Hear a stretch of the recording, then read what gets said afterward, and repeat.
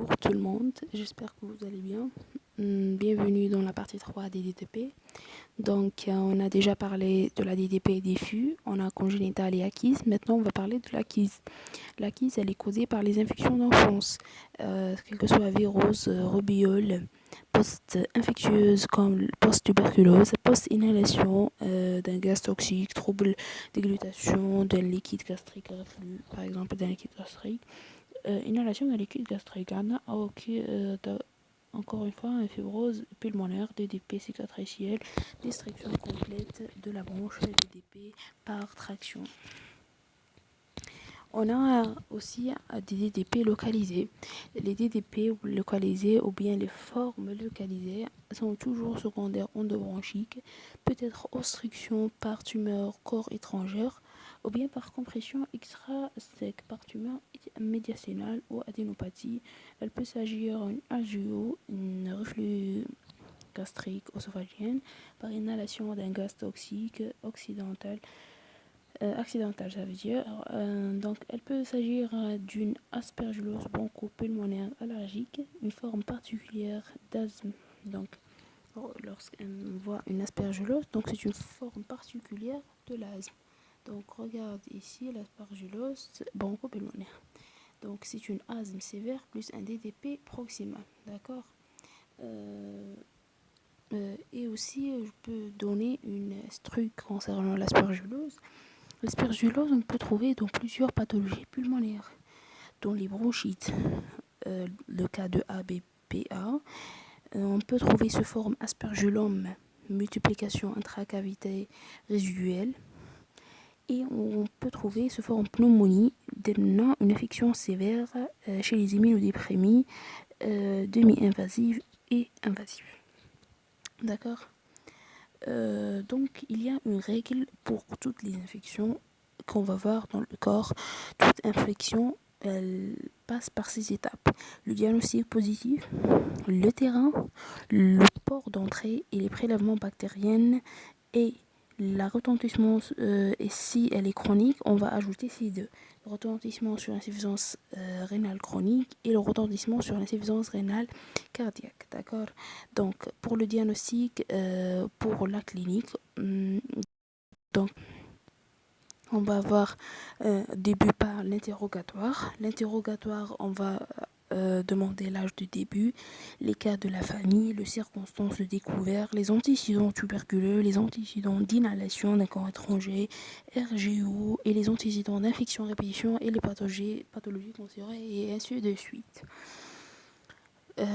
Donc, les signes fonctionnels, un taux avec une expectoration, c'est le mètre septembre, matinal abondant. Aussi, on a cette peau qui est quotidienne, chronique, aérienne. Adna aussi, elle est passée par donc le pus, elle est passée par 4 couches, peut-être muqueux ou bien mucopurulent ou bien purulent. D'accord, c'est le pus, hein. Le dyspnée, infection à répétition et les infections récidivantes bronchiques. L'examen physique, on va voir plusieurs aspects, 5 aspects. Peut-être normal, peut-être des râles bronchiques, d'accord, peut-être des râles crépitants.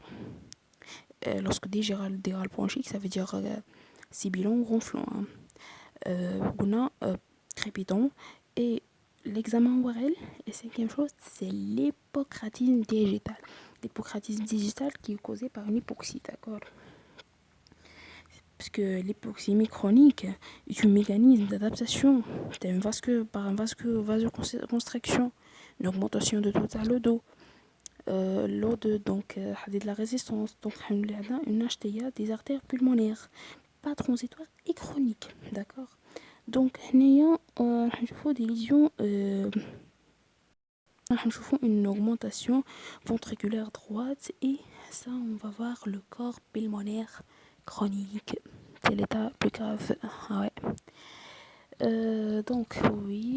Et radiologiquement, on va voir sur le radio ces aspects. Donc, comme ici aussi on a des dilatations des bronches. Donc on sait que dans les bronches en l'état normal, dans le téléthorax, on ne voit pas. Mais ici on voit parce qu'il y a une pathologie. Donc quel que soit peut-être bronchocèle, bronchokyste ou bien image en rosette dans le cas d'un varicocèle, et dans le cas d'un cylindrique, on va voir une clarté de la paroi épais, et à l'intérieur, et la paroi, elle est opaque. Oui, aussi on a peut-être localisé ou bien on a généralisé des fûts. Le meilleur, l'examen de référence de TDP, c'est le TDM. Regardez-moi le TDM.